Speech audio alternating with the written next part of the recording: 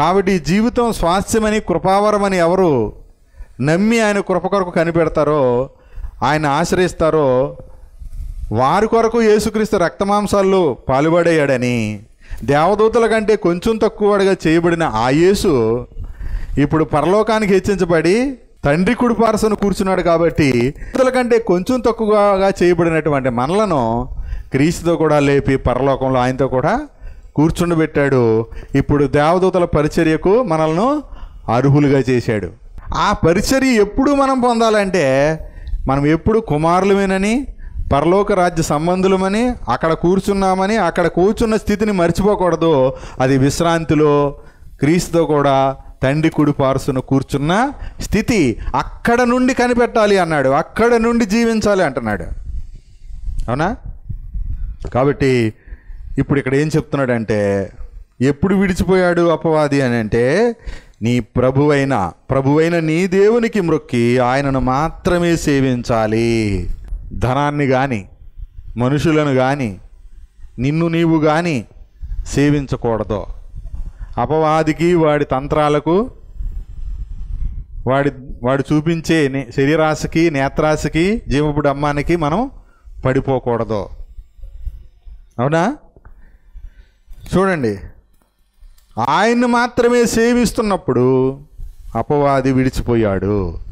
దేవదూతలు వచ్చాయనికి పరిచర్య చేస్తాడు. ఇప్పుడు చూసారా, శోధింపబడి వారికి కూడా సహాయం చేస్తాడు. ఎలా చేస్తాడు అంటే, శోధన నువ్వు సహిస్తే ఆయనకు మాత్రమే మొక్కి ఆయన మాత్రమే సేవించాలి. ఆహారం విషయంలో శోధించబడతావు, తర్వాత దేవుణ్ణి శోధించే ప్రయత్నం చేస్తావు, రెండవది. మూడవది, ఇక్కడ ఏమన్నాడు, ఆ రాజ్యంలో మహిమ ఇవన్నిటినీ చూపిస్తాడు. అంటే నేత్రాశి ఇవన్నీ చూపించేసి, ఇదంతా నువ్వు నాకు మొక్కితే నీకు ఇచ్చేస్తాను, జీవపు డంబం అంటే నిన్ను గొప్పడుగా చేసేస్తాను, నీకు అది వచ్చేది ఇది వచ్చేది అని జీవపు డంబాన్ని చూపిస్తాడు. అప్పుడు నువ్వు చెప్పే అన్ని అబద్ధాలే, నేను నా దేవునికి మాత్రమే మొక్కుతాను, నేను రొట్టె వల్ల కాదు దేవుని వాక్యం వల్ల జీవిస్తున్నాను, నేను నా దేవుడిని శోధించను. మూడవది ఏంటి, నేను నా దేవునికి మాత్రమే మొక్కి ఆయన్నే సేవిస్తాను. అప్పుడు వెళ్ళిపోతాడు అపవాది. అవునా? ఈ మూడు చోట్ల ఎక్కడ పడిపోయినా ఏమవుద్ది, దేవదూతల పరిచర్యను పోగొట్టుకుంటాం. అర్థమైందా? అర్థం కాలేదా? యేసు ప్రభు దేవదూతల పరిచర్య పొందాడు. ఇప్పుడు యేసు ప్రభు దేవదూతల పరిచర్య పొందాడు కాబట్టి యేసు ప్రభువుని నమ్మిన దేవుని కుమారులైన వారు కూడా ఈ శోధనలు కలుగుతాయి. అయితే ఆ శోధనలో దేవుని వాక్యాన్ని బట్టి అపవాదిని జయించినప్పుడు వాళ్ళు మనల్ని విడిచి వెళ్ళిపోతాడు. వాడు వెళ్ళిపోయాడంటే దేవదూతలు వచ్చి మనకు పరిచర్య చేస్తారు. ఒకవేళ ఇది మీరు బాగా ఎక్స్పీరియన్స్ చేయాలనుకోండి, మీకు చాలా అనారోగ్యమో లేకపోతే తీరని కష్టమో నష్టమో నిందలో బాధలో వచ్చాయి, ఎవరో ఆదరించట్లేదు, అందరూ ఇడిచిపెట్టేశారు. చివరికి కన్న తల్లిదండ్రులు వంటి వారు కూడా, అంటే కళ్ళదండ్రులు కడుపులో పెట్టి చూసుకుంటారు అంటారు కదా, వాళ్ళు కూడా మన మీదే నిందేసి నీ దురదృష్టానికి నువ్వే కారణం, నీ నష్టానికి నువ్వే బాధ్యురాలివి, నువ్వే బాధ్యుడివి అని చెప్పి వాళ్ళు కూడా, అంటే అయిన వాళ్ళు కూడా చేదరించుకొని తక్కువ చేసి మాట్లాడుతున్నప్పుడు, అప్పుడు కూడా మనం విశ్వాసాన్ని విడిచిపెట్టకుండా ఉంటే, అప్పుడు కూడా దేవుని వాక్యాన్ని గుర్తు చేసుకుంటే, అప్పుడు కూడా యేసు ప్రభునే గుర్తు చేసుకుంటే, మన వలె శోధించబడినటువంటి మనతో సహానుభావం కలిగిన యేసు ప్రభుని కనుక జ్ఞాపకం చేసుకుంటే, ఆయననే సేవిస్తే, ఆయనకే మొక్కితే, ఆయననే స్మరిస్తే ఏమన్నాడు, దుష్టుడు వెళ్ళిపోతాడు, ఆ శోధన వెళ్ళిపోతుంది. అప్పుడు దేవదూతల పరిచర్యను అనుభవిస్తాం. ఒంటరిగా ఉన్నావు ఎక్కడో హాస్పిటల్లో, ఈ జీవితం ఎందుకు, చచ్చిపోతే వదిలిపోద్దా అనిపించే స్థాయిలోకి వెళ్ళిపోయావు. అప్పుడు కూడా విశ్వాసాన్ని విడిచిపెట్టకుండా ప్రార్థన చేస్తున్నావు అనుకో, అక్కడి నుంచి అద్భుతమైన సహాయాన్ని చూస్తావు. విశ్వాసాన్ని సడలిపోకుండా చూసుకో. అపవాది 3 విషయాల్లో ప్రతి వ్యక్తిని శోధిస్తాడు. అయితే యేసు ప్రభుని క్రీస్తునందు ఆయనని జీవితకాలం అంతా మంచి మనస్సాక్షితో కనుక సేవిస్తే దేవదూతల పరిచర్యని మనం పొందుకోగలుగుతాం. దేవుని సహాయాన్ని మనం చూస్తాం. అది సమయోచితమైన సహాయము కొరకైన కృప. కృపే, మళ్ళీ నువ్వేం చేయక్కర్లా. నువ్వు మళ్ళీ కృప పొందడానికి కష్టపడాలంటావా? పేషెంట్ అయ్యాక ఇంకేం కష్టపడతావు? నమ్మకం చచ్చి స్థితిలో ఏం కష్టపడతావు?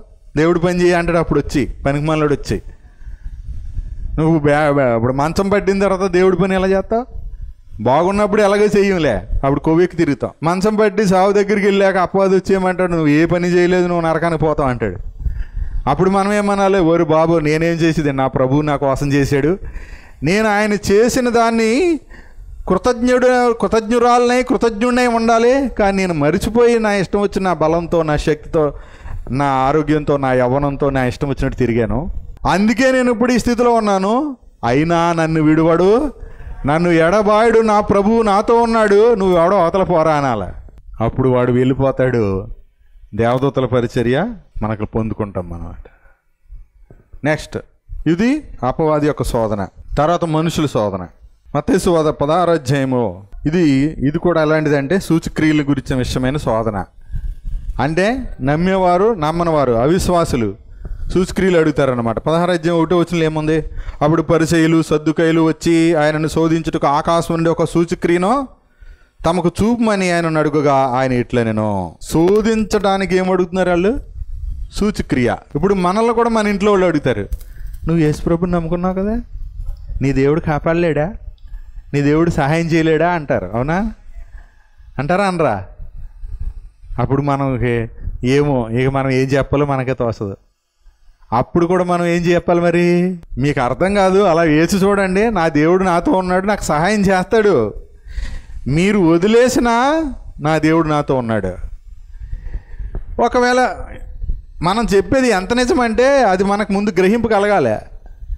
రేపు మాపు మీరు చచ్చిపోతారు, ఒకవేళ నేను బతుకున్నాను అనుకో, అప్పుడు ఎవరు తోడుగా ఉంటారు నాకు? ఆయనే ఎవరో ఒకళ్ళని ఇస్తాడు తోడుగా, నన్ను కాపాడేవాళ్ళు. మీరే కాపాడతారు. ఇప్పుడు కన్నవాళ్ళు జీవితాంతం కాపాడతారా, పోషిస్తారా? పోషించరు కదా, కాపాడలేరు కదా. వాళ్ళ ముందు చావచ్చలేదు, వాళ్ళకంటే ముందు మనం చచ్చిపోవచ్చు.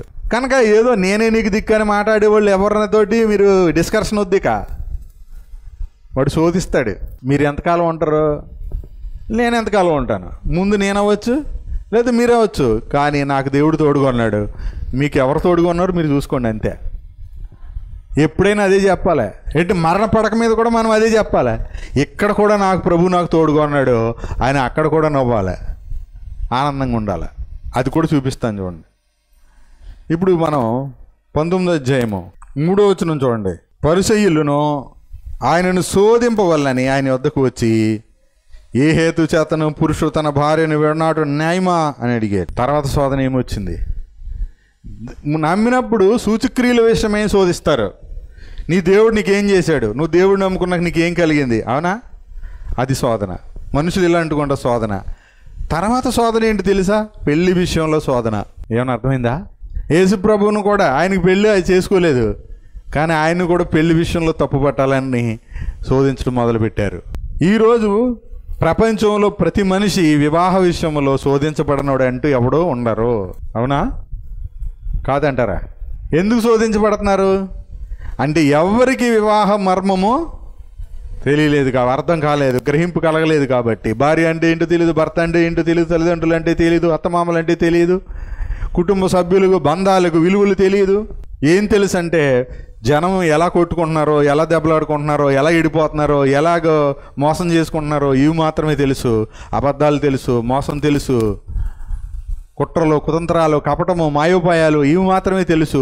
ఎందుకంటే సినిమాల్లో అయ్యే చూపిస్తున్నారు. ఫోన్ తెరిస్తే కనబడే అయ్యే. జీవితం అంతా జోకులాగా మారిపోయింది కదా. రీల్స్, షార్ట్ మెసేజ్లు మారిపోయింది. కాబట్టి ఇప్పుడు యేసు ప్రభువును కూడా ఎక్కడ తప్పు పట్టాలన్నాడు? పెళ్లి విషయంలో తప్పు పట్టే ప్రయత్నం చేశారు. తర్వాత శోధించబడే ఇంకో విషయం ఏంటంటే ధనము. డబ్బు విషయంలో శోధించబడని వ్యక్తి అంటూ ఎవరు ఉండరో. ధనము, దేవుడు ఇద్దరు యజమానులు అన్నాడు యేసు ప్రభు. అయితే మనిషి ధనానన్నా సేవిస్తాడు, లేదా దేవుడైనా సేవిస్తాడు. ఇద్దరిని సేవించడం అనేది ఏ మనిషికి సాధ్యం కాదని చెప్పాడు. ధనం విషయంలో శోధించబడిన వాడు ఏమవుతున్నాడు? చివరికి తను చంపేసుకుంటున్నాడని చెప్పాడు. విశ్వాసం నుండి తొలగిపోతున్నాడని చెప్పాడు. అవునా? ఇద్దరు యజమానులని చెప్పిన వాడే ఆ మాట కూడా చెప్పాడు. కానీ ఒక మాట చూద్దాం. తిమోతి 6:9 చూడండి. ధనవంతులగుటకు అపేక్షించు వారు శోధనలో పడిపోతారు. శోధనలోను, ఉరిలోను, అవివేకయుక్తములను, హానికరములైన అనేక దురాశల్లో పడిపోతారు. డబ్బు కోసం పరుగులెట్టకండి. డబ్బు అవసరమే. ఏంటి? డబ్బు అవసరమా కాదా? అవసరమే. అయితే అదే మన జీవితం కాదు. నీకు ఏ రోజుకి ఎంత అవసరమో అంతే కోరుకో. ఇక మిగిలితే దాచిపెట్టుకో. మిగిలితే జాగ్రత్త పెట్టుకో. వంద కాదా అని తగలేకు, ఏడవకో. సమయోచితమైన సహాయం చేస్తాడు చేయడు దేవుడు. నీ దగ్గర ఏమీ లేకపోవచ్చు, కానీ నీ దగ్గర ఆరోగ్యం ఉంది, నీ దగ్గర మనశ్శాంతి ఉంది, నీ దగ్గర సమాధానం ఉంది, నీ హృదయం నిండా ప్రేమ ఉంది, నీలో పరిశుద్ధాత్ముడు ఉన్నాడు అంటే నువ్వు అందరికంటే ఐశ్వర్యవంతుడివి. నీకు బోల్డంత టైం ఉంది. నీకు టైం లేదనుకో, అన్నీ ఉన్నాయి. డబ్బు సంపాదనలో నీకు అసలు ప్రభుతో గడపడానికి ఓ గంట కూడా టైం లేదు. ఇప్పుడు టైం లేదు. టైం ఇచ్చిన దేవుడికి, అంటే జీవితాన్ని ఇచ్చిన దేవుడికి టైం ఇవ్వడానికి వాళ్ళ దగ్గర ఏం లేదు, టైం లేదు. ఇప్పుడు వాళ్ళ జీవితాన్ని కాపాడుకున్నారా, పోగొట్టుకున్నారా? పోగొట్టుకున్నారా. వాళ్ళు సంపాదించుకున్నది ఏమి కనపడదో. ఎందుకు చెప్పండి? సంపాదించుకున్నది ఏదైనా మనతోటి వస్తుందా? ఇక్కడే వదిలిపెట్టేయాలి కదా. మరి మన కూడా రాని దాని కొరకు మనం ఎందుకు అంత ప్రయాసపడుతున్నాం? గుర్తుంచుకోండి. కాబట్టి ధనవంతులు అయిన వారు ధనం మీద నమ్మకం ఉంచొద్దని చెప్పాడు. అందుకని ఎవరి మీద నమ్మకం ఉంచాలి? తిమోతి పత్రికలోనే ఏం చెప్పాడు చూడండి, 6వ అధ్యాయంలోనే ఉంచండి. యెహోమందు ధనవంతులైన వారు గర్విష్ఠులు కాక అస్థిరమైన ధనము యందు నమ్మిక ఉంచకూడదు. అది ధనాన్ని నమ్మొద్దు. అది అస్థిరమైంది. అంటే ఇవాళ వస్తుంది, రేపు వెళ్ళిపోద్ది. ఇవాళ వస్తుంది, పొద్దున వస్తుంది, సాయంత్రం వెళ్ళిపోద్దా? ఒకవేళ నువ్వు సంపాదించినంత ఇనపెట్లో పెట్టావు అనుకో, నువ్వే పోతావు. నీకు కూడా వస్తుంది. అది రోజు దాచుకునేది అదే, కూడబెట్టుకునేది అదే, ఖర్చు పెట్టుకునేది అదే, తగలేసుకునేది అదే. దానికోసం దేవుణ్ణి కూడా అమ్మేసి పక్కనెట్టేసి వెళ్ళిపోయేవాళ్ళు మనందరం. తిండి కోసము యేసుప్రభుని పక్కనెట్టేస్తాం. అధికారం కోసం యేసుప్రభుని పక్కన పెట్టేస్తాం. జీవపుడు అమ్మో, నేనే కనపడాలి, నేనే గొప్ప, నేనే జ్ఞానం, నేనే తెలివైనోడిని అనుకుని యేసుప్రభుని పక్కన పెట్టేస్తాం. శోధించబడుతున్నాం. అనేక విషయాల్లో శోధించబడుతున్నాం. ఇక డబ్బు విషయంలో శోధించబడిన వ్యక్తి అంటూ ఎవరు లేరు. ఎంత భయంకరంగా అంటే దేవుడి కంటే డబ్బు ఎక్కువ. దేవుడి స్థానాన్ని ఇప్పుడు ధనమే ఆక్రమించేసింది. అయితే విశ్వాసులు ఏం చేయాలంట? వాస్తవమైన జీవాన్ని సంపాదించుకోవాలంట. 18వ వచనంలో దేవుని యందే నమ్మిక ఉంచాలి. ధారాళంగా దయచేసేది ఎవరు? సమస్తాన్ని సుఖంగా అనిపించడానికి దేవుడండి. కాబట్టి నీ డబ్బుతో సుఖాలు వచ్చేస్తాయి, డబ్బుతో అవసరాలు తీరిపోతాయి. డబ్బు అవసరమే, కానీ డబ్బుని మీ మనసులో పెట్టకండి, డబ్బుని మీ హృదయంలో పెట్టకండి. అది ఎక్కడ ఉండాలో అక్కడే ఉండాలి. అంతేనా? కాబట్టి ధారాళముగా దయచే దేవుని యందే నమ్మిక ఉంచడని ఆజ్ఞాపించు. ఎందుకంటే వారు వాస్తవమైన జీవమును సంపాదించుకోవాలి. రాబో కాలమునకు మంచి పునాది తమ కొరకు వేసుకొనుచు మేలు చేయవారును సత్క్రియలోనే ధనముగా ఉండాలా, ఔదార్యం కలిగి ఉండాలంటే ఇతరులకు సహాయం చేసే స్థితిలో ఉండాలా. ఇంకేమన్నాడు? తమ ధనములో ఇతరులకు పాలిచ్చువారై ఉండాలని వారికి ఆజ్ఞాపించు సంఘానికి. అంటే ఇప్పుడు అప్పు చేసేలాగా ఉండాలా, ఇతరులకి సహాయం చేసేలా ఉండాలా? మరి ప్రభువుని నమ్ముకుని సహాయం చేసేలాగా ఉన్నారా, అప్పులు చేసేలాగా ఉన్నారా? చెప్పండి. మీరు నమ్ముకున్నారు, ఎంతకాలం అయింది? మరి అప్పటి నుంచి అప్పులు చేస్తున్నారా? అప్పులు తీర్చుకున్నారా? అప్పుల కోసం ప్రభువుని నమ్ముకోకండి. కానీ వాస్తవమైన జీవితం యేసుక్రీస్తులో ఉందని తెలిస్తే అప్పులు కూడా తీర్చేవాడు ఆయన. అది మీకు అర్థం అవ్వాలి. అందుకని నువ్వు సంపాదించుకోవాల్సింది డబ్బు కాదు, అప్పు తీర్చడానికి. వాస్తవమైన జీవాన్ని సంపాదించుకో, నీ కొరకు మంచి పునాది వేసుకో, మేలు చెయ్యి, నీ ధనంలో ఇతరులకు పాలు ఇచ్చే పరిస్థితిలో ఉండు. ఏమండి, ఇతరులకు కానుకలు మాత్రం వేస్తే జీవిస్తానంటలేదు. నిజంగా అవసరతలో ఉన్నవాడు ఇతరులకు నీ ధనంలో పాలు ఇచ్చినా అది యేసు ప్రభుకి ఇచ్చినట్టే. నీకు అర్థం కాదేమో విశ్వాసంలో. ఇది యేసు ప్రభుకి ఇచ్చినట్టే. ఒక అవసరంలో ఉన్నవాడు, ఒక పేషెంట్కో, ఒక ప్రమాదంలో ఉన్నవాడికో, ఆపదలో ఉన్నవాడికో సహాయం చేసావు, అది యేసు ప్రభుకి ఇచ్చినట్టు కాదా? మిక్కిలి అలుపులేని ఈయన సహోదరులు ఒకరికి మీరు చేశారు కాబట్టి నాకు చేశారు. నేను రోగిగా ఉన్నాను, నన్ను పరామర్శించారు. నేను చెరసాల్లో ఉన్నాను, నన్ను చూడవచ్చారు అన్నాడా? నేను ఆకలిగా ఉన్నాను, నాకు అన్నం పెట్టారు. నేను దాహంగా ఉన్నాను, నేను వస్త్రం లేకున్నాను, నాకు వస్త్రం ఇచ్చారు. ప్రభువా, ఇవన్నీ నీకెప్పుడు చేశాం? మీరు మీ మిక్కిలి అల్పులైన మీ సహోదరులకు మీరు చేస్తే ఎవరు చేసినట్టు? నాకు చేసినట్టు అని చెప్పాడు. మనవాళ్ళు ఏం చెప్తారంటే, చర్చిలో కానుకలు ఇచ్చే వాళ్ళకే దేవుడు ఆశీర్వాదాలు ఇస్తారని చెప్తాడు. అందుకని వీళ్ళు ఏం చేస్తారు? ఆశీర్వాదాల కోసం చర్చిలో కానుకలు ఇస్తారు, దశం భాగాలు ఇస్తారు. పాస్టర్ గారికి డైరెక్ట్గా పట్టుకెళ్ళి ఇస్తే ఆయనకి తెలియాలి ఎంత ఇస్తున్నామో. ఎవరికి తెలియాలి? ఇచ్చేది పాస్టర్ గారికి తెలియాలని. నిజంగా మీరు నమ్మితే ఎప్పుడు ఏ సేవకుడికి ఎంత ఇస్తున్నామో తెలియాలని ఎప్పుడు కానుక ఇవ్వకండి, దశం భాగం ఇవ్వకండి. కానుకలు పెట్టలేసేయండి. పేరు కూడా రాయొద్దు కవర్లో పెట్టి. మీ పేరు రాయొద్దు, మీ ప్రార్థన అవసరతలు కూడా రాయొద్దు. ఎందుకు? మీరు రాయకపోయినా మీ హృదయంలో ఏముందో అప్పుడు ప్రభువుకు తెలుసు. విశ్వాసంతో కానుకిస్తే అలాగ ఉండాలి తప్ప, నువ్వు నమ్మినా నమ్మకపోయినా ఇదే నిజం. ఒకవేళ కానుకలు మీరు అలాగ అమాయకంగా నాకు తెలిసేలాగా ఇస్తే నాకు లాభమే, నేను వాడుకుంటాను, నా అవసరానికి ఉపయోగపడతాయి. కానీ నీకు ప్రయోజనం ఉండాలొద్దా? నీకు మేలు జరగాలొద్దా? అందుకనే మన సంఘంలో కానుకలు అనేవి అసలు ప్రాధాన్యతకే వాటికి లేదు. ఎందుకంటే యేసు ప్రభుకి మీరు ప్రాధాన్యత ఇవ్వనప్పుడు ప్రభువును పక్కనెట్టి మీరు ఇచ్చే కానుకలు మీకు ప్రయోజనం కాదు, నాకు ప్రయోజనం కాదు, ఎవరికి ప్రయోజనం కాదు. అవునా? దేవునికి స్తోత్రం. మీ మీద ఆధారపడి మీరిచ్చే కానుకలతో బ్రతకకుండా ప్రభువు నాకు సహాయం చేస్తున్నాడు కాబట్టి మీరు ఇంకా ధన్యులు. ప్రభుని స్తుతించండి. అందుని బట్టి, ప్రభువా, కానుకల పేరుతో దశం భాగాల పేరుతో పీడించే సేవకులు ఉన్నారు, మాకు సహాయం చేసే సేవకుడిని ఇచ్చావు, మీకు స్తోత్రం అని చెప్పండి. కనీసం హాస్పిటల్కి వచ్చి ప్రార్థన చేస్తే 150 పట్టుకెళ్ళిపోయే పాస్టర్లు ఉన్నారు. హాస్పిటల్కి వచ్చి పరామర్శించి మాకు కానుక, మాకు సహాయం చేసే సేవకుడు, తండ్రి లాంటి సేవకుడిని ఇచ్చాం, నీకు స్తోత్రాలు అని చెప్పండి. మీరు నా పిల్లలని, ప్రభువునందు పిల్లలని మిమ్మల్ని ప్రేమించి మీకు బుద్ధి చెప్తున్నాను. ప్రతి విషయంలో ప్రభుకి ఏం చేయాలి? కృతజ్ఞతాస్తుతులు చెల్లించండి. మీరు నాకు థ్యాంక్స్ చెప్పినా చెప్పకపోయినా పర్లేదు, కానీ మీరు సంఘములో ప్రభువుని, సమాజంలో మీకు మీ జీవితంలో చేసే ప్రభు సహాయాన్ని బట్టి, కార్యాలను బట్టి, ప్రభువు మిమ్మల్ని సోదరుల నుంచి తప్పిస్తున్న విధానాన్ని బట్టి మీరు ప్రభువును స్తుతించండి. ప్రతి విషయంలో ప్రభు యొక్క అద్భుతమైన ఆశ్చర్యకరమైన సహాయాన్ని మీరు చూస్తారు. ఇంకా రకరకాల శోధనలు ఉన్నాయి. ప్రధానంగా ఈ విషయంలో మనుషులు శోధించబడుతున్నారు. అయితే శోధించిన వాడిని శోధనలో ఉండిపోనివ్వట్లేదు. కానీ ప్రభు ఒక మాట చెప్పాడు, అది చదివి మనం ఆగుదాం. చూడండి, కొరింథీయులకు రాసిన మొదటి పత్రిక 10వ అధ్యాయము 13 చదువు. సాధారణంగా మనుషులకు కలుగు శోధన తప్ప మరి ఏది మీకు సంభవింపలేదు. అంటే సరే, మనకి ఏ శోధన కలిగినా ఎలా మనుషులకు వచ్చేది వచ్చిందా, దేవుడికి వచ్చేది వచ్చిందా? అయితే ఏమన్నాడు చూడండి, అది శోధనలో నీకు ఏం తెలుసా?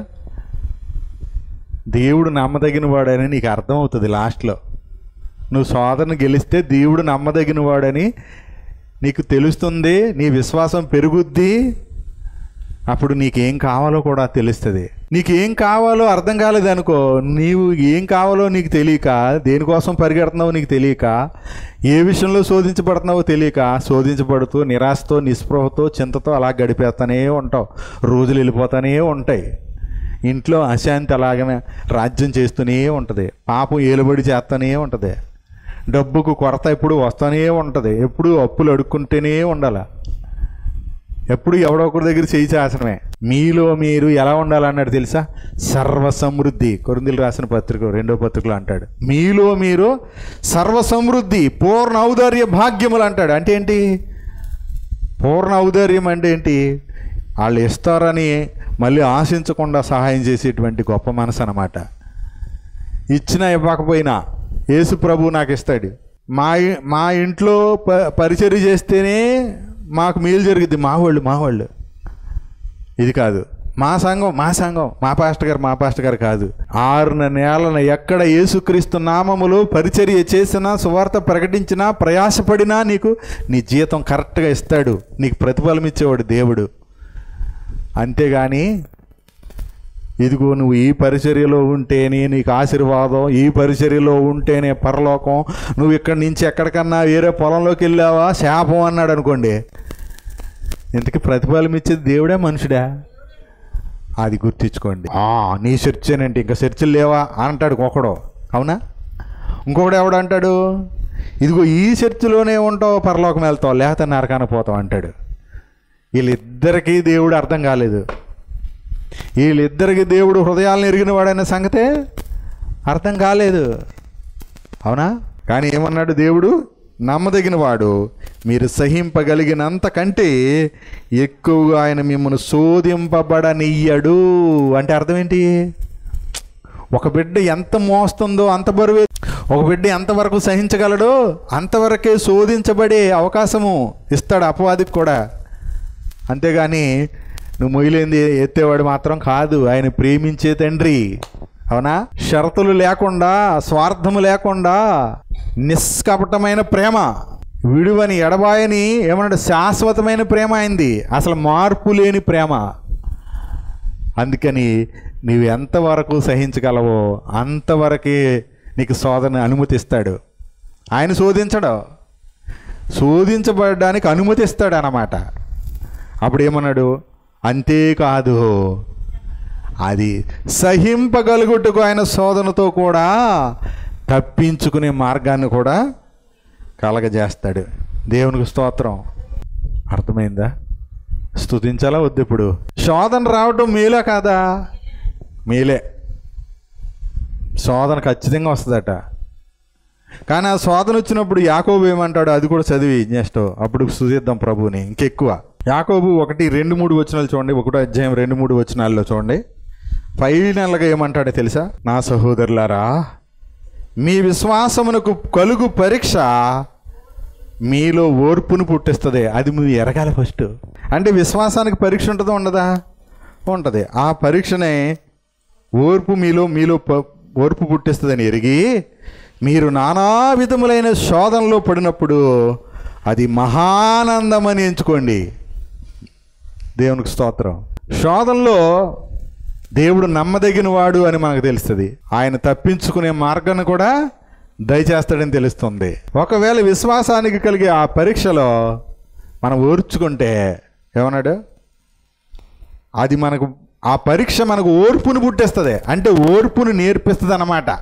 అప్పుడు నానా విధమైన శోధనలో మన జీవితంలో వచ్చిన ఆ తర్వాత మనకు మహానందం. ఏమండి? ఇప్పుడు శోధించబడిన తర్వాత, అందులోంచి తప్పించబడిన తర్వాత దేవదూతల పరిచర్యలో మహానందం కలుగుతుంది కలగదా? కలుగుతుంది. కనుక నిజంగానే దేవుడు సహాయం చేస్తాడు. సహాయం చేసింది దేవుడే, మనుషులు కాదు. ఎందుకు? సహాయం చేయడానికి యేసు ప్రభువే కారణం. నేను మంచోడిని అవడానికి చేయలేదు, ఇంకొకళ్ళు ఎవరో మంచోళ్ళు అవడానికి చేయలే. ఆ ఆపదలో నిజానికి తను ఏ స్థితిలో ఉంది? ఈ తర్వాత నువ్వు అక్కడ పోవాలి, ఈ తర్వాత నువ్వు అక్కడికి పోవాలి, అంతేనా? కానీ నీ మనసులో ఏముంది? ఈ సహవాసానికి దూరం అవ్వకూడదు, అంతేనా? కానీ మరి దూరం అవ్వకుండా వాళ్ళ ద్వారానే ఆపాలంటే ఎలా ఆపుతాడు? ఏదైనా దానికంటే మంచి స్థితిలోకి తీసుకెళ్తాడు తప్ప ఒక నికృష్టమైన స్థితిలోకి మాత్రం తీసుకెళ్ళడు. కాబట్టి సమాధానకర్తయగు ప్రభువు ఎల్లప్పుడూ మనకు తోడై ఉండునుగాక. కాబట్టి నానా విధమైన శోధనలో ఏమేమి ఎంచుకోవాలి? మహానందం. అంటే ఈ శోధన వస్తుందంటే దీని తర్వాత నాకు ఆనందం ఉంది. యేసు ప్రభు కూడా ఏం చేశాడట? తన ఎదుట ఉంచబడిన ఆనందము కొరకై అవమానమును నిర్లక్ష్యపెట్టి సిలువను సహించి, అవునా? హెబ్రీ పత్రికలోనే 12వ అధ్యాయము 2వ వచనంలో ఓపికతో పరిగెత్తమన్నాడు.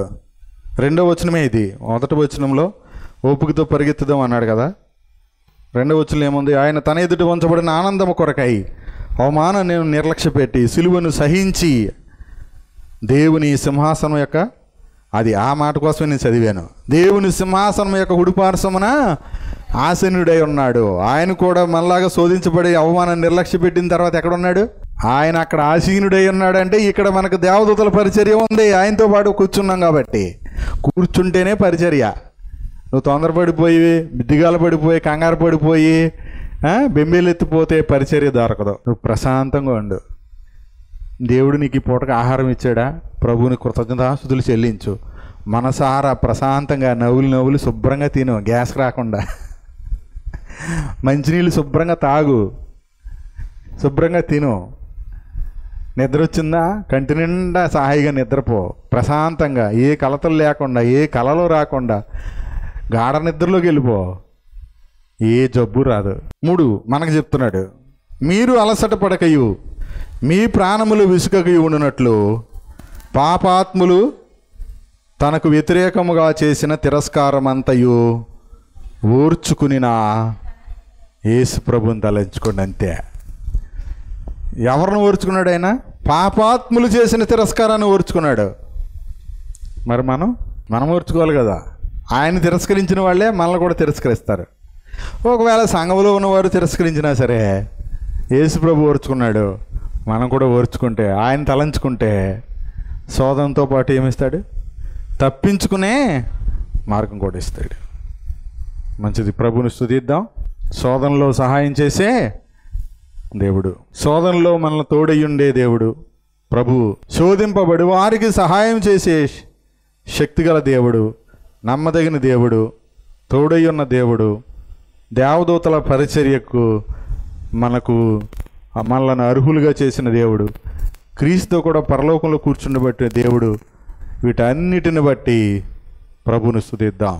దేవుని వాక్యం వలన జీవించటానికి మనకు జీవమునిచ్చిన దేవుడు, ప్రభువుని శోధించకుండా ఆయనను మాత్రము నమ్మి ఆయనకు మ్రొక్కేవారుగా, ఆయనను సేవించువారుగా మనలను కరుణించిన దేవుడు, కనికరించిన దేవుడు, సమయోచితమైన సహాయం కొరకు కృప అనుగ్రహించే దేవుడు, మనకు చాలిన దేవుడు, ధనాపేక్ష లేకుండా, ధనముయందు నమ్మిక ఉంచకుండా వాస్తవమైన జీవాన్ని సంపాదించుకొని మన ధనములో ఇతరులకు పాలిచ్చేవారుగా, శోధనతో పాటు దాన్ని సహింపగలుగుటకు కూడా మరి శక్తినిచ్చే దేవుడు, తప్పించుకునే ఉపాయం ఇచ్చేటువంటి దేవుడు. ఇంకా నానా విధమైన శోధనలు కలిగినప్పుడు అది మహానందముగా ఎంచుకునేటువంటి ఆ మంచి స్థితిలో ఆనందముతో పరలోకములో క్రీస్తు కూడా అవమానాన్ని నిర్లక్ష్య పెట్టి సిలువను సహించి దేవుని కుడిపార్చున్నటువంటి క్రీస్తుతో కూడా కూర్చుని ఆయనను తలంచుకుంటూ జయ జీవితం జీవించేటువంటి గొప్ప జీవితానికి మనల్ని వారసులుగా చేసిన దేవుడు